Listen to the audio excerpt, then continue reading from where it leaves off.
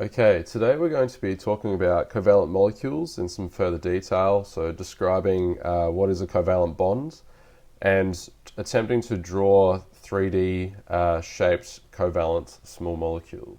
So covalent bonding always occurs between multiple non-metal atoms. So there can only be non-metal atoms present, can't be any metals present at all. So typically only elements from group 13 to group 17 will be involved in covalent bonding.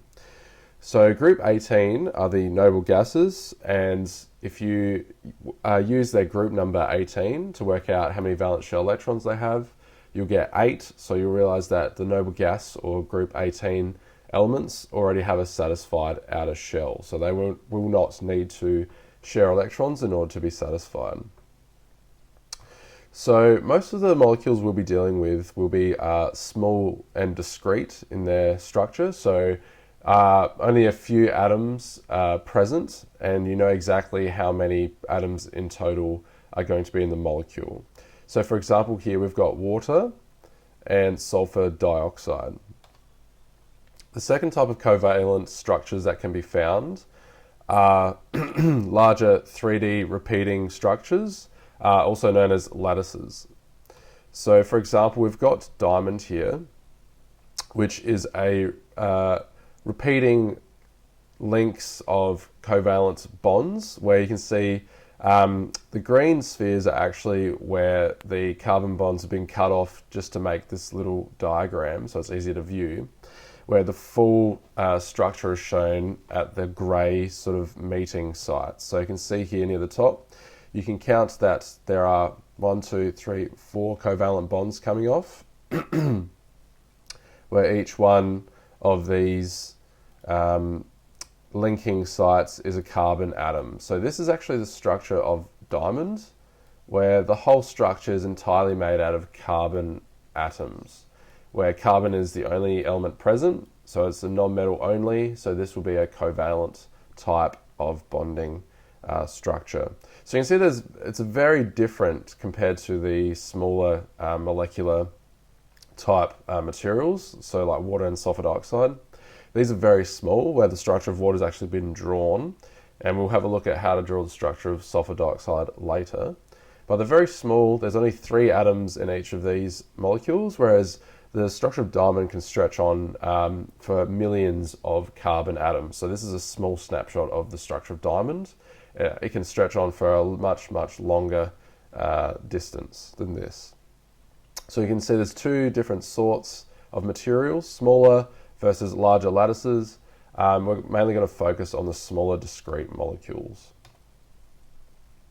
So once again, covalent bonding is the sharing of valence shell electrons in order to satisfy a full valence shell of electrons. So each electron that is shared is counted towards both atoms. Where hydrogen here has a need to fill up to 2 electrons in its first shell. So these 2 hydrogen atoms come together, where each electron is paired up in the center, one from each atom, where both electrons count to each hydrogen filling their outer shell. Same is done here with fluorine and hydrogen, where hydrogen has 1 electron with 1 cross, fluorine has 1 electron in the center with its other 6 electrons in its valence shell away from the bonding site.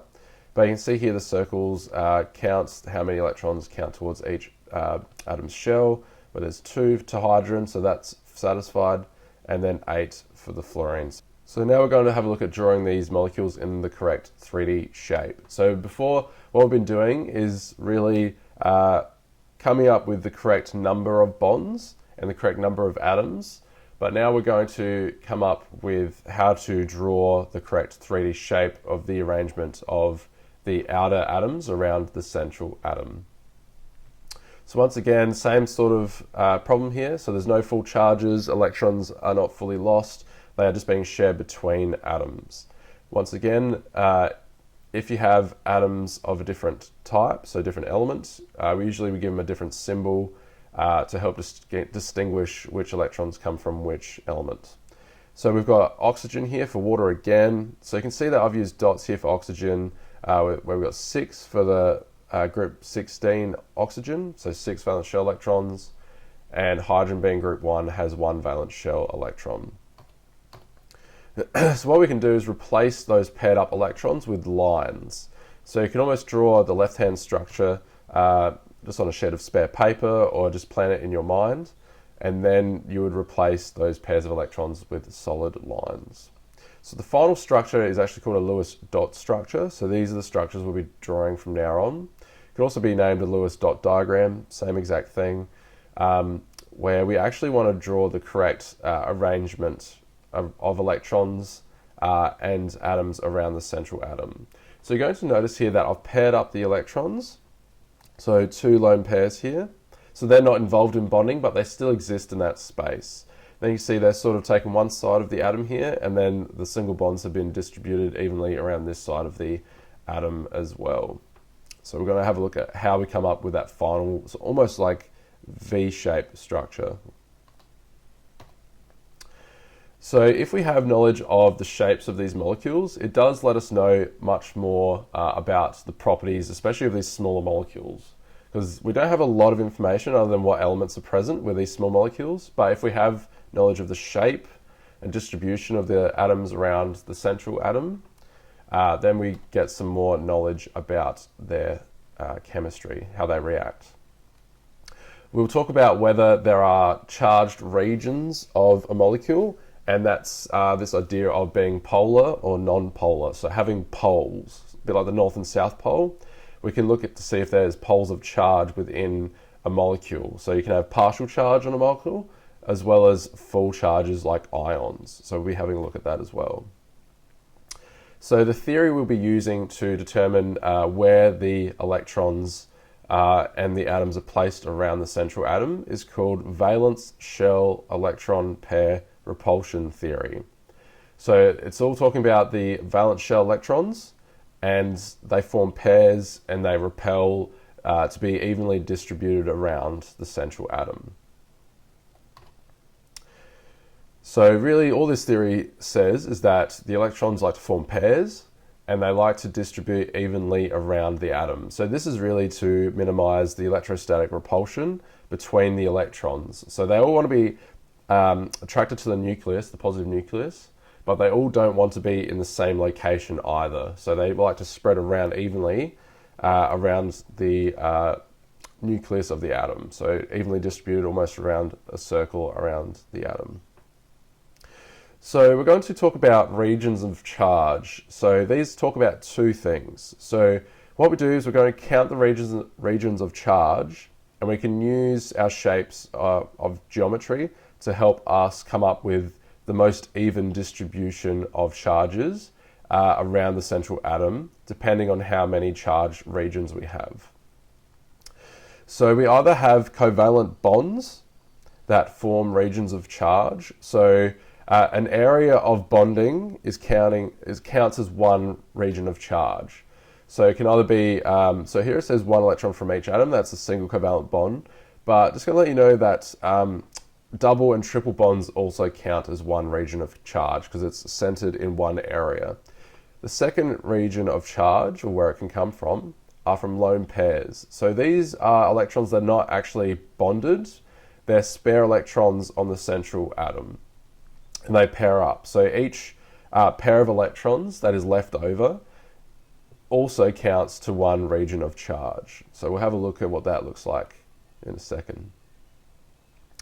So each regions of charge, so 2 all the way to 6, distributes around the central atom differently. So they also have different names depending on the distribution, where the central atom here is in a pinky sort of indigo color, I think it is, where that's a central atom, and the white atoms, being generic for now, it can be any element that is a non-metal, just leaving it generic. They're white are the outside atoms. So there's almost always a central atom that is being bonded to, and then we distribute the other atoms around the outside. So you can see here, we base it on how many regions of charge we have. So that is the number of bonds in terms of bonding zones to the atom, the central atom, plus the number of lone pairs, those that are not involved in bonding. So the first step is actually to determine the number of valence electrons on all of the atoms. So this gives you an idea of which atom is probably going to form the most bonds. It lets you know how many bonds are going to be formed. It lets you know how many spare electrons are going to be left over after you start making some bonds. So determine the number of valence shell electrons on all of your atoms. Now, so the atom that has to form the most covalent bonds, so it needs the most sharing of electrons, will almost always go in the center. That will be your central atom. Because in order for all the other atoms to access that atom that needs the most bonds, the one that needs the most bonds needs to be in the center. It's the only way that all the other atoms can distribute nicely in order for all of the numbers of bonds to be satisfied from each atom. So the way that we distribute the atoms is distributed according to the number of regions of charge. So back to that previous slide where the different distribution shapes around the central atom.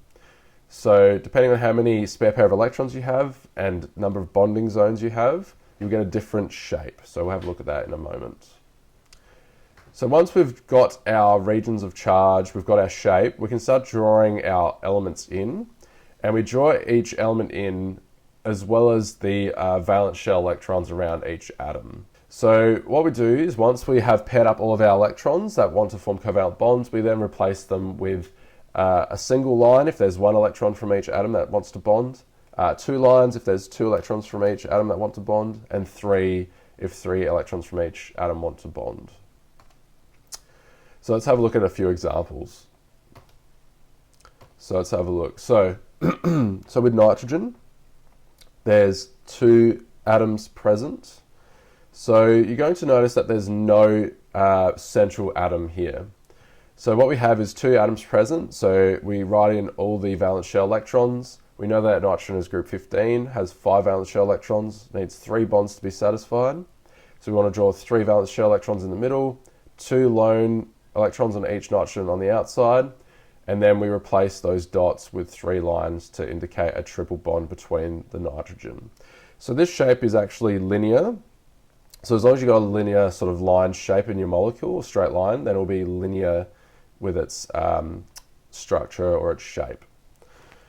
So the next example we're going to look at is carbon dioxide. So we're going to have a look at starting to build up this shape from scratch. So for carbon dioxide, we have a central atom carbon, so C, and carbon has 4 valence shell electrons, so we'll have 4 dots. So we know that carbon doesn't have any other spare pairs of electrons. So here we have to start thinking about where we're going to place our oxygen atoms. So we have 2 dots on each side of the carbon. And we know that per oxygen, you need 2 electrons pairing per oxygen for them to be satisfied, to have 8 valence shell electrons. So we know that we need an even distribution of oxygen around that central carbon. So we have 2 oxygens with 1 central carbon. So the best way to distribute those oxygens is 1 on each side of the carbon with a nice linear shape. There's no other spare zonal regions of charge with no extra electrons from the carbon in the central atom. That's changed this distribution around the carbon. We do have spare pairs of electrons on the oxygen, however, but they do not impact the distribution around the carbon. It's just the central atom that we have to be wary of. We then replace the pairings of electrons with lines indicating 2 bonding regions. So even though there's 4 bonds in total, there's 2 bonding regions to this central carbon atom. All right, so now we're going to have a look at another example. We're going to look at CH4, or methane is the common name for this molecule.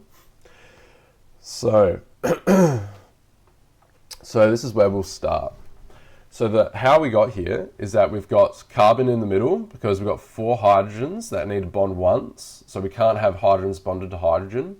And we need carbon that needs 4 bonds. So that suggests that carbon will go in the middle.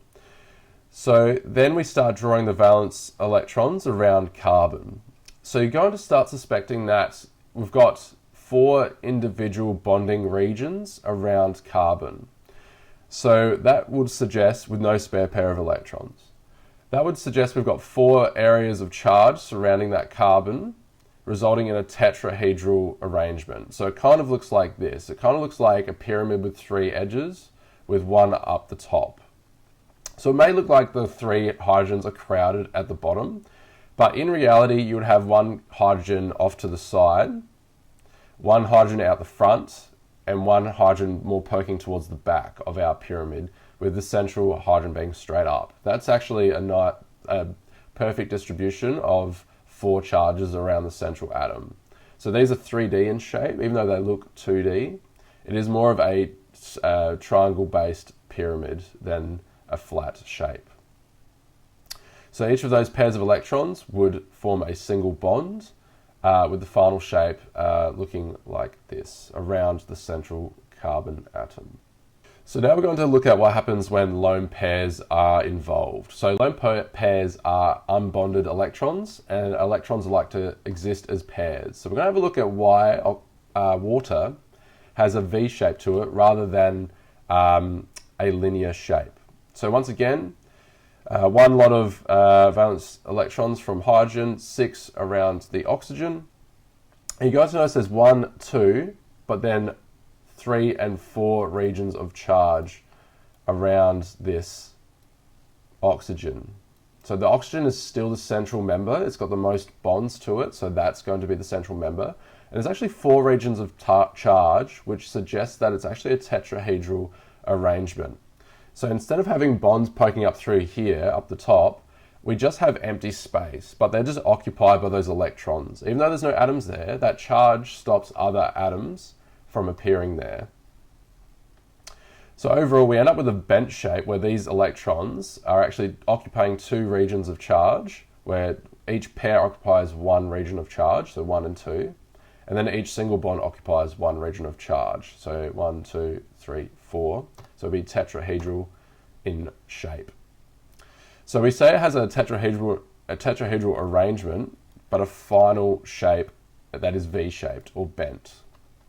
So you have an arrangement and then you have a final shape where you just describe what areas actually have atoms present.